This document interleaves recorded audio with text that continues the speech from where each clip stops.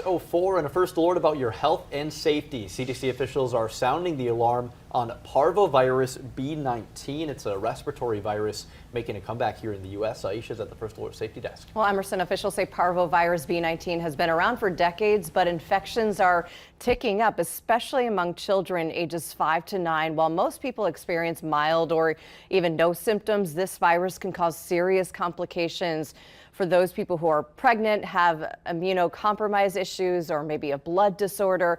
The virus spreads through respiratory droplets, blood, or from mother to fetus during pregnancy. Health officials say common symptoms include flu-like illness in kids. Sometimes that's followed by a distinctive rash on the face. It's known as slapped cheek disease.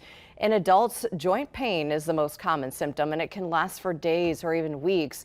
Although most people recover without treatment, doctors say Parvovirus B19 can lead to a severe drop in blood count. It's especially dangerous for, again, vulnerable populations, so older people, kids, or if you have a weakened immune system. In rare cases, it can lead to miscarriage or other pregnancy complications, but early detection and treatment can make a difference. If you notice symptoms or believe you or your child might have been exposed, it's important to call your doctor right away, especially, again, if you're pregnant or you have those underlying health issues, Emerson.